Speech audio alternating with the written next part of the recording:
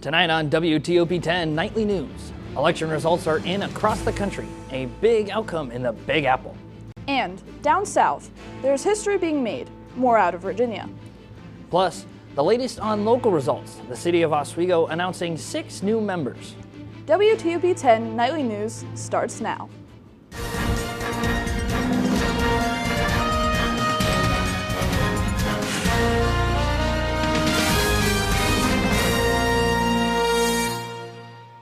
Good evening and thank you for joining us. I'm Josh Madison. And I'm Callie Grlica.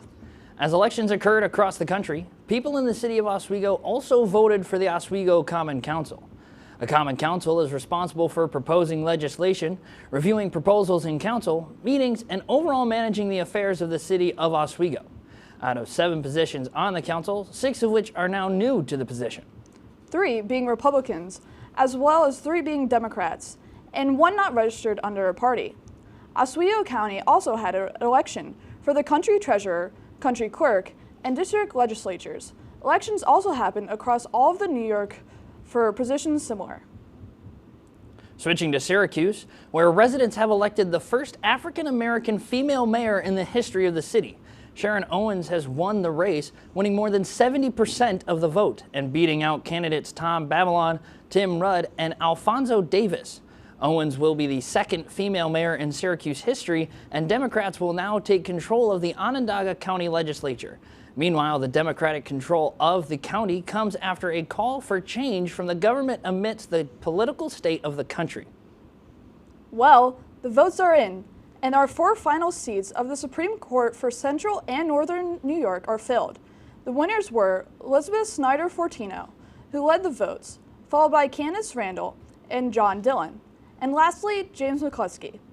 8 total candidates were fighting to become Supreme Court justices for the state's 5th Judicial District, which spans across Onondaga, Oswego, Oneida, Herkimer, Jefferson, and Lewis County. Chief Administrative Judge Deborah H. Carnellis will decide which county each judge will serve in.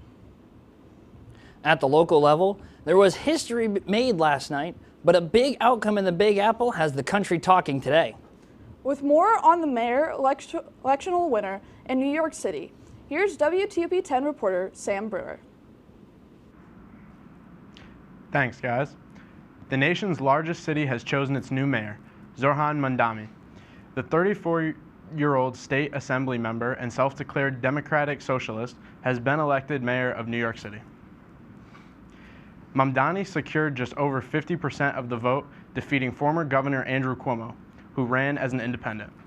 In his victory speech, he said that New Yorkers have delivered a mandate for change, signaling that his priorities will be top of his agenda. Mamdani's win is historic. He will become the city's first Muslim mayor, youngest in more than a century, and the first socialist to hold office. After securing the win, Mamdani spoke last night to New York City. New York, tonight you have delivered a mandate for change,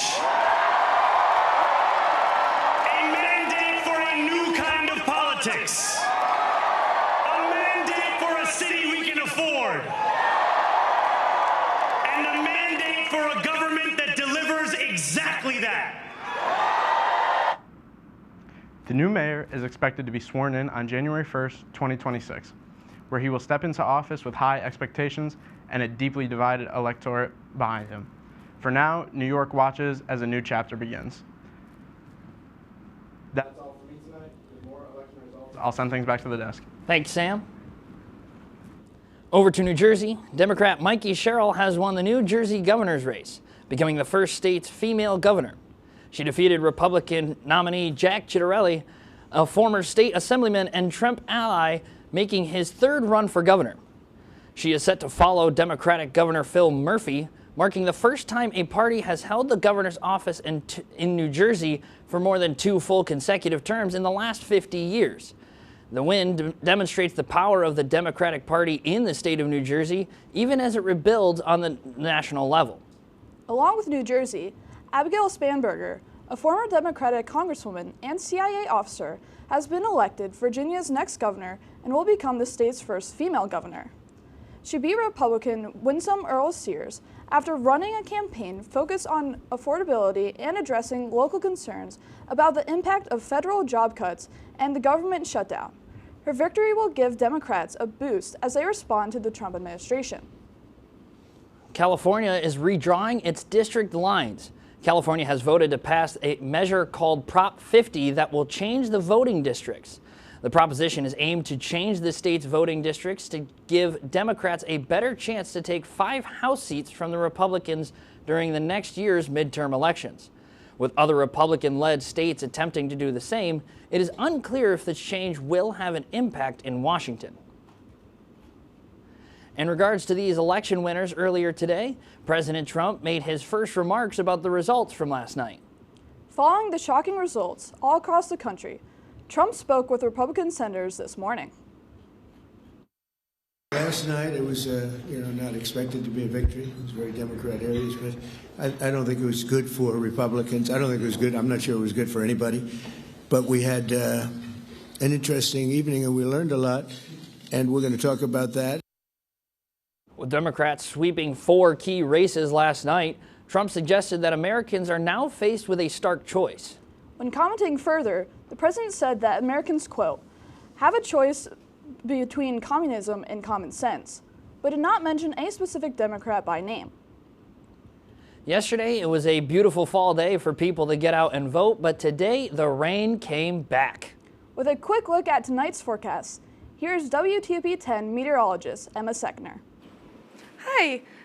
Some headlines for tonight is a rainy end to the week. I know we had some beautiful sunshine, but the rain unfortunately came back. Tonight you'd expect some high winds. There's a wind advisory. We'll talk more later in the forecast.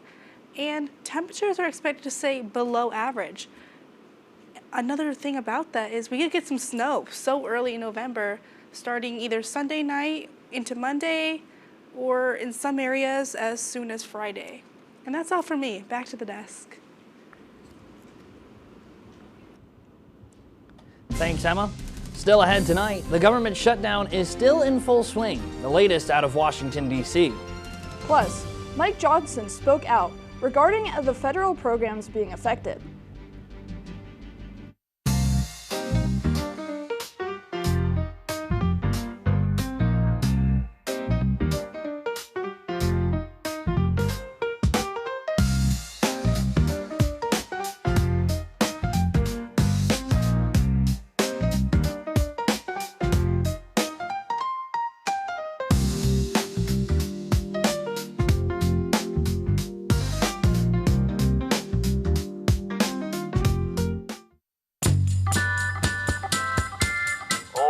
But I would have liked to see more on, Putin or something. I don't think he's very nice. He's so annoying, and he's not very funny either. He got that hot dog at one time. I don't know why he would do such a thing. I'm not sure why he's still playing a Nintendo Wii. The Nintendo Wii is so old. I've tried reporting him like 600 times, and nobody's answering my phone calls.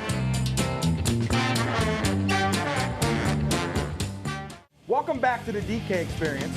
Go back to your job. Every NFL fan had played for the last 15 games. They beat. Writing a letter to the NFL fans? Get out of here with that.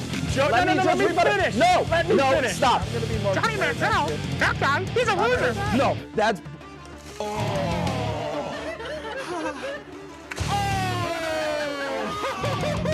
Watch the DK experience.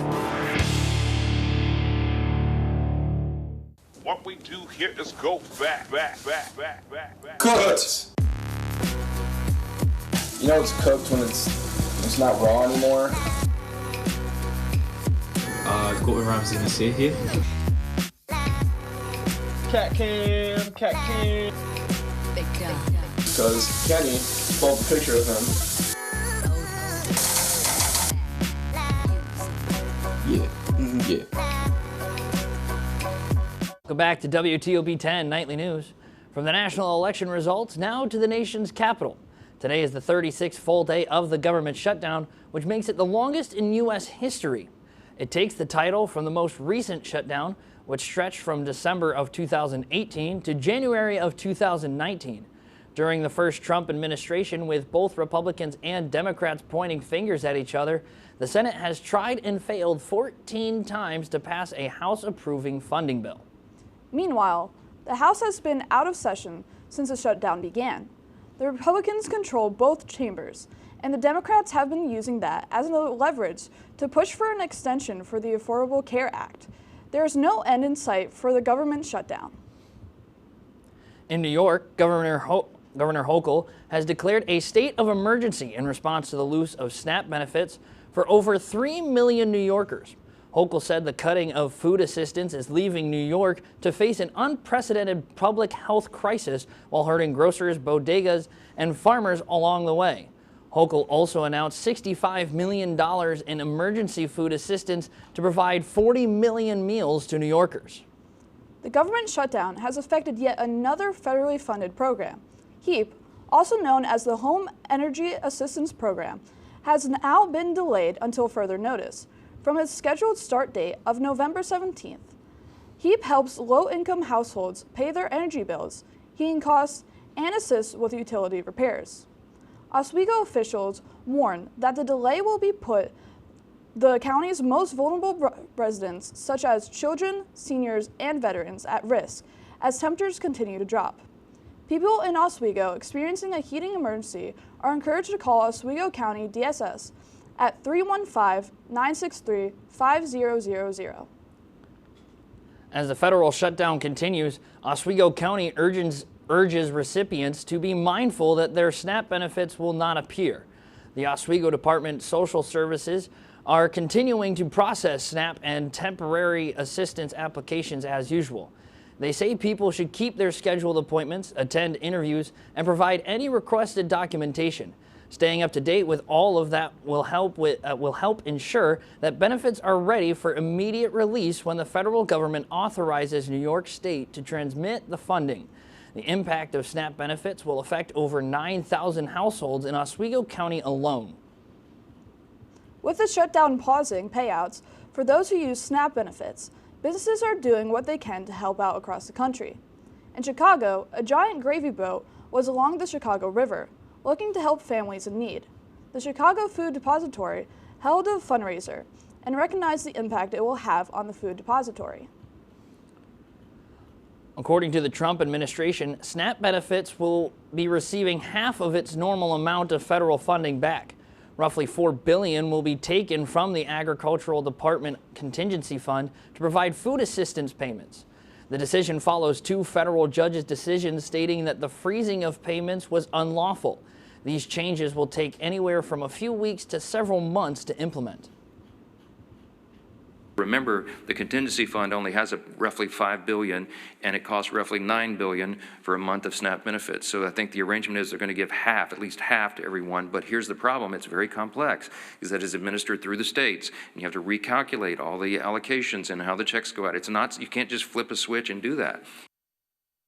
With the holiday season approaching, airports across the country are now having to prepare for the upcoming travel season. The shutdown has caused many delays and disruptions, and the experts are not happy.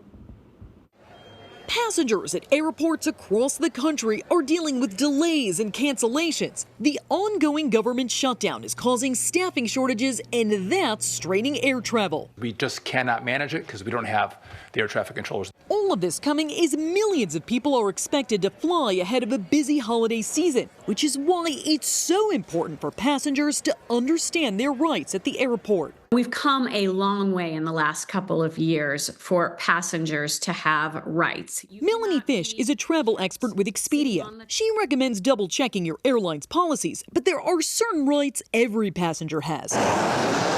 Last year, the Department of Transportation launched a list of rules that protect passengers. Airlines must automatically issue a full refund if your flight is canceled or significantly changed. That means if your domestic flight is delayed by more than 3 hours and more than 6 hours for an international flight, you are entitled to a refund. If you're flying domestically, airlines must deliver your checked bag within 12 hours of arriving or reimburse you for any checked bag fees. If your flight is significantly delayed or canceled, you can ask the airline to give you a meal voucher or cover costs to stay at a hotel, but they're not required to do so. This is the DOT's website. It breaks down what major U.S. airlines will pay for during flight disruptions. Look for those green checks. To avoid travel headaches during the shutdown, Fish recommends this. It's more important than ever to book that first flight of the day and a direct flight if you can. For Consumer Watch, I'm Jen Sullivan. As of today, TSA and air traffic control agents are still not being paid, and the Department of Transportation is warning that it may have to close certain parts of U.S. airspace. If the shutdown is to continue through the holidays, passengers can expect mass chaos. As the government shutdown continues, questions of how to make it end has led some Republican lawmakers to end a filibuster, which would allow legislature to pass with a simple majority. Trump saying the government shutdown is why election results Tuesday were negative towards the Republican Party. However, some Republican lawmakers have also argued that once Democrats are in power, they should do the same thing. President Trump having this to say. The biggest thing is the filibuster. We have to get the country going. We will pass legislation at levels you've never seen before, and it'll be impossible to beat us. By the way, if they do, they're going to do it anyway, and they are going to immediately do the filibuster. When WTOP-10 nightly news continues, it was Teal weekend here in Oswego. See how the Lakers did. And stick around for the full weather report.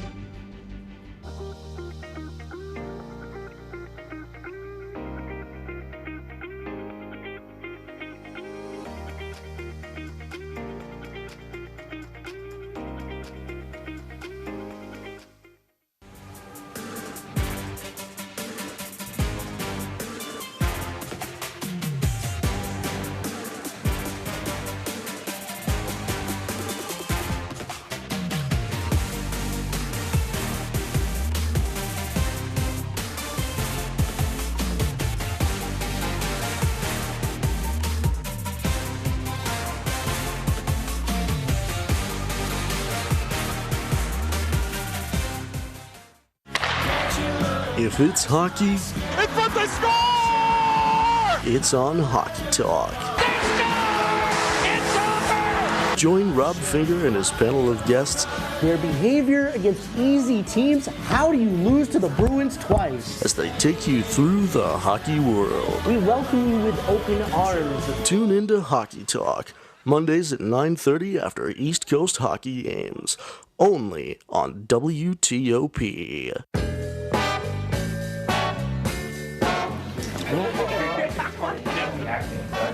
Oh boy! Come across and make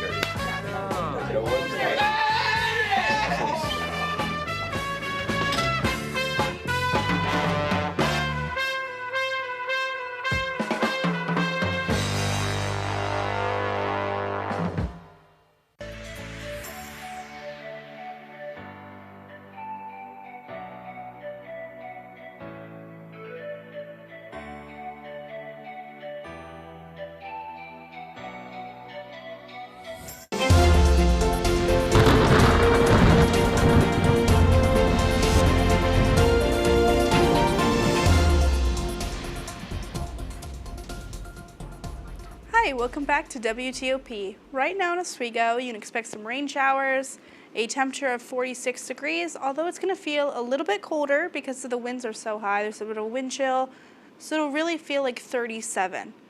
Winds right now are 22 miles per hour northwest, and the humidity is about 88%. Now, if you're not in Oswego right now, Syracuse, it's 45, Cortland is 43, so is Rochester, also being 43. Buffalo, you can expect it to be 44. Elmira is about 48. And Saratoga Springs is also 48, and Albany is going to be 51. Now, because the winds are so high, there is a wind advisory and a high wind warning. The light yellow areas, those are the wind advisories. That should go away around 7 a.m. tomorrow. And the darker yellow, that is where the high wind warning is. Just hopefully you don't blow away.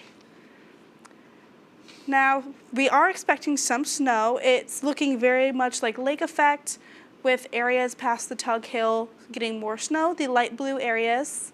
Those are areas that'll get like trace amounts. It'll be coming down, but nothing should really stick. The medium blues, that's where we're going to get less than an inch. And then the dark blue is 1 to 3 inches. Even though it's early November, it's pretty crazy to get some snow. Now, what you can expect to kind of wear tomorrow with our colder temperatures, some rain, winter coat, umbrella, maybe some rain boots. Tomorrow's the high is going to be 45, so that's still very chilly, definitely with the high winds we can expect. And the extended forecast for this week, Thursday you can expect high of 45. It's going to rain a little bit in the morning and then become sunny. The low will be 36. Friday you can expect some rain and wind, high being 54, low being 44. And then Saturday, we're going to get some rain, hopefully no more winds being so high. The high, though, will be 50, the low will be 40. Sunday, you can expect rain with a chance of snow, the high being 50, the low being 30. Monday, Tuesday, and Wednesday, you can expect some mixed precipitation. That's going to be around rain and snow. Monday, the high will be 38, the low will be 28. Tuesday, the high is 41. Low is 32, and then Wednesday, the high is going to be 45. And now back to the desk. Thanks, Emma. The Oswego Teal hockey game is an Oswego tradition to raise awareness for ovarian cancer. Our sports reporter, Fiona Sierens, was at the game with the details. Thanks, guys. Last Saturday was a big night for the Oswego community as they celebrated ovarian cancer awareness at the women's and men's hockey games, featuring teal jerseys, a famous puck drop, and stands from local nonprofits. Here is more about the history of the tradition and its significance to the community. Lakers men's and women's ice hockey had their annual teal game October 26. Women's ice hockey junior Tilly Pethrick is going to talk about wearing teal and its tradition. The men's coach, Ed Gosick, his wife Mary, passed away a couple years ago from ovarian cancer. We just do a game in honor of kind of all the people who are affected, families and survivors. Organizations such as Peaceful Remedies and Tealgate were featured at the game on Saturday. Here is Mary's sister, Donna Hanley. Mary wanted to raise awareness. She knew that it's not something a lot of people know a lot about. Give away free teal t-shirts and raffle off things for teal awareness and Peaceful Remedies. You will commonly find players and students wearing their free t-shirts on Tuesdays. Teal Tuesdays started was just to bring awareness to ovarian cancer because it's called the silent killer because usually it's too late once it gets detected and chances of survival are very slight. So Teal stands for Tell Every Amazing Lady, just so we could bring awareness and so we mainly do it in support of him and just the community. This was an extremely important night for both the hockey teams and the Oswego community. It also featured a ceremonial puck drop from an ovarian cancer survivor. Reminder to wear teal on Tuesdays. The community had a great turnout for the game, and the men's team beat the Nazareth Golden Flyers 4-0. Overall, it was a major success. Coming up, here's what's on the schedule for the SUNY Oswego's hockey teams and the latest updates in the NFL. Cameron Carvalho has your full sports coverage right before this.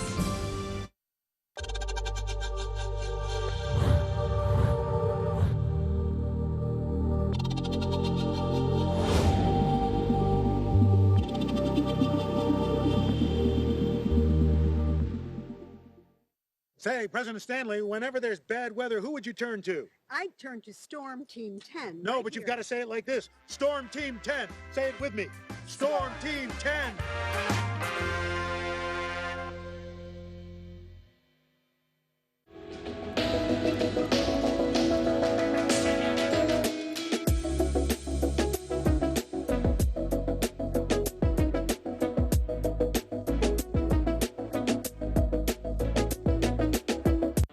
If you like action, romance, Polly sister, if you're watching this, and highbrow humor, surface is this. Floor. Minch did not legitimately put his head in the toilet. there's only one place to turn. No!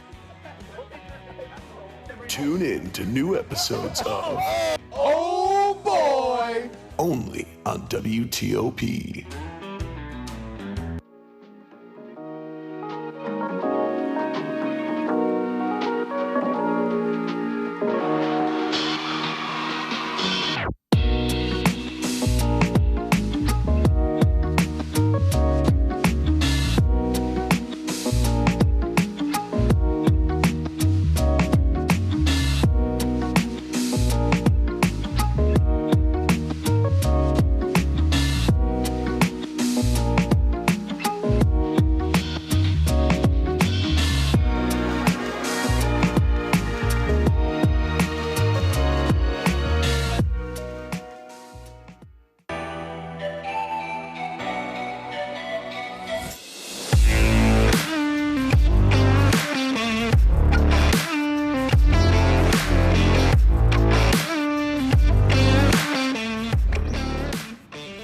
Welcome back to WTOP-10 Nightly News. I'm Cameron Carvalho here with tonight's full sports coverage. The SUNY Oswego men's and women's hockey team are back in action this weekend with games on Friday night and Saturday night. The men will start off with a tough battle against SUNY Geneseo on the road. The Knights are ranked 5th overall in the nation. They will then face Brockport at home for Military Appreciation Night on Saturday at 7 p.m.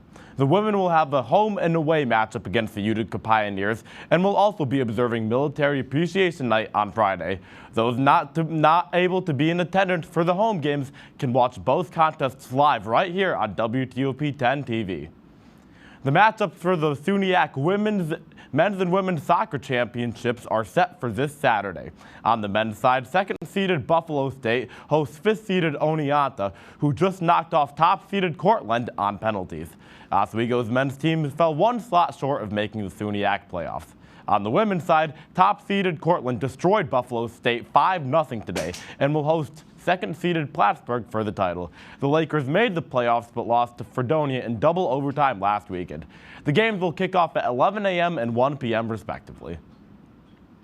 Week 10 of the NFL season kicks off tomorrow with the Las Vegas Raiders going to Mile High Stadium to face the Denver Broncos in an AFC West divisional showdown. The 2-6 Raiders are coming off a tough overtime loss to Jacksonville, in which the team failed to convert a 2-point conversion that would have won the game in overtime. Las Vegas also just traded away former wide receiver one Jacoby Myers to the Jaguars. Denver, on the other hand, is tied for the best record in the league at 7-2, coming off a 3-point win against the Davis Mills-led Texans. They are still missing reigning Defensive Player of the Year Pat Surtain, who they hope to get back from a pectoral injury in a couple weeks. The Broncos are favored by 9.5 points, and the over-under is set at 42.5. Cardinals quarterback Kyler Murray has been placed on injured reserve, meaning he will miss at least the next 4 games. Murray is recovering from a foot injury that he suffered in Week 5. Backup Jacoby Brissett has found success in the offense, leading Arizona to score around 7 more points per game with him at the helm. The 3-5 Cardinals next play at Seattle on this Sunday. Going into the NBA now for last night's most exciting matchup between the Chicago Bulls and the Philadelphia Sixers. This one started off as a Tyrese Maxey show. You'll see him switch on to the big man Nikola Vucevic here. Is he going to drive by him? No, it's a step-back three-pointer in the corner. Bang, absolutely disgusting move by Maxey there.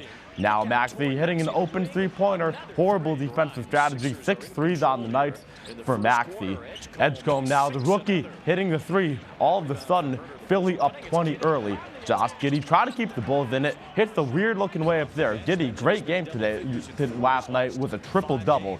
Maxey back at it again with an and-one 3 from the top of the key. Absolutely incredible shot. Mr. Load Management himself, Joel Embiid, actually playing in this one, cooks Nikola Vucevic for that mid-range shot. It was indeed the Maxey show, though, again. Fake shot, driving to the lane for the floater. 39 points on the game for Maxey. Philly now up 8. Maxey driving to the rim, gets an and-one floater to go. Chicago, though, continuing to claw back. Down 3, Josh Giddey in the lane, gets the roll. All of a sudden, Chicago within 1. Giddey again driving to the hoop, kicks it out to Vucevic in the corner, and he hits it. All of a sudden, Chicago up 2. Quentin Grimes from the top of the key to win the game. No, he cannot. Chicago down 24, comes back to win this one. They advance to 6-1 on the year. Thanks, Cam. Well, that's our report for tonight. Be sure to stay tuned for Entertainment Breach. Thank you for watching. Have a great night, everyone.